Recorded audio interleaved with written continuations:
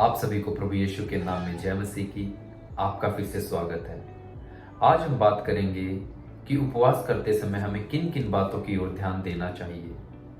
हम अपनी पवित्र बाइबल से देखेंगे कि हमारी पवित्र बाइबल उपवास करते समय हमें क्या क्या करने को बताती है और हमें क्या नहीं करना चाहिए। हमें उपवास प्रार्थना करने से पहले खुद को तैयार करना चाहिए। हमारे मन में जिस प्रकार के भी बुरे ख्याल होते हैं या हमारी जो भी शारीरिक संरचनाएं होती है, उन सब संरचनाओं को मिटाकर हमें आत्मिक संरचना पे ध्यान देना चाहिए। हमें अपनी आत्मा को शुद्ध करके फिर हमें उपवास प्रार्थना के लिए जाना चाहिए।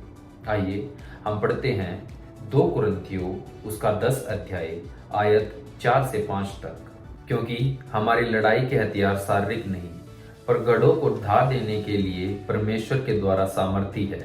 सो हम कल्पनाओं को और हर एक ऊंची बात को जो परमेश्वर की पहचान के विरोध में उठती है खंडन करते हैं और हर एक भावना को कैद करके मसीह की आज्ञाकारी बना देते हैं। हमारी हर एक भावना जो मसीह के विरुद्ध में उठती है हमें उसे मिटा देना चाहिए।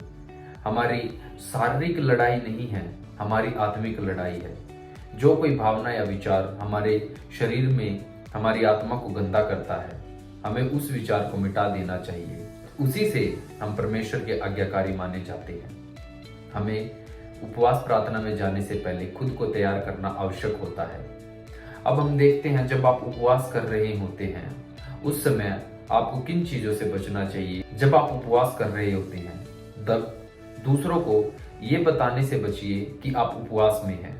हम पढ़ते हैं मत्ती उसका 6 अध्याय आयत 16 से 18 तक। जब तुम उपवास करो तो कपटियों की नाई तुम्हारे मुंह पर उदासी न छाई रहे, क्योंकि वे अपना मुंह बनाए रहते हैं ताकि लोग उन्हें उपवासी जाने।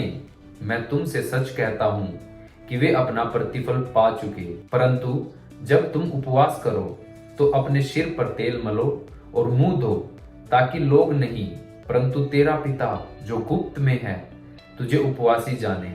इस दिशा में तेरा पिता जो गुप्त में देखता है तुझे प्रतिफल देगा।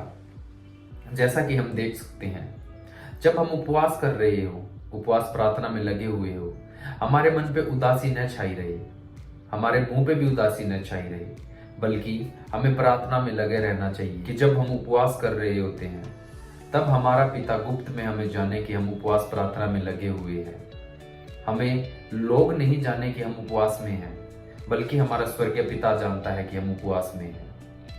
जब हम उपवास प्रार्थना कर रहे होते हैं तो हमें अपने सिर पर तेल मलना चाहिए। हमें अच्छे से तैयार रहकर उपवास प्रार्थना में लगा रहना चाहिए। हमारा पिता हमें गुप्त में देखता है और हमें प्रतिफल देता है। जब हम उपवास प्रार्थना में लगे होते हैं हमें बेकार की बातचीत से बचना चाहिए। हमें फालतू के ख्यालों से बचना चाहिए। जब हमारे विचार और हमारे ख्याल शुद्ध होंगे तो हमारी उपवास प्रार्थना उतनी ही अच्छी रहेगी।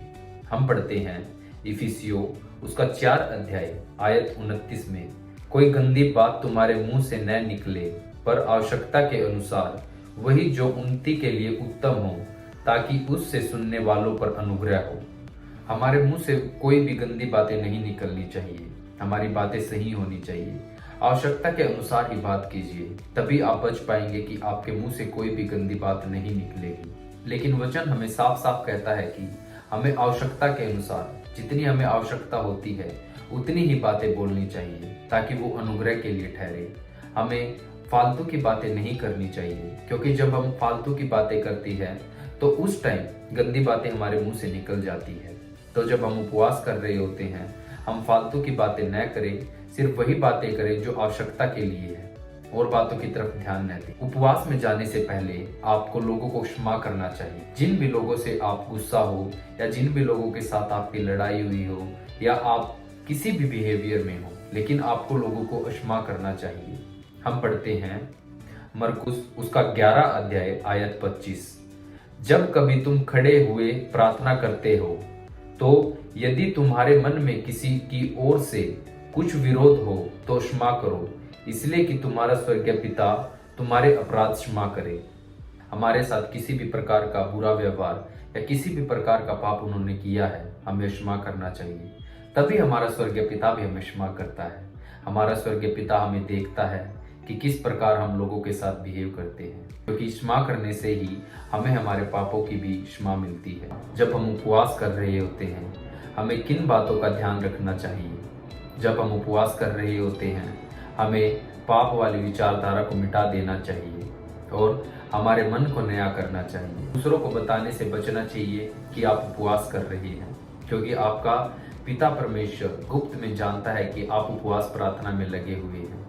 बेकार की बातों को छोड़कर हमें जितनी आवश्यकता होती है उतनी ही बात करनी चाहिए और लोगों के पापों को क्षमा करके हमें उपवास में लगना चाहिए।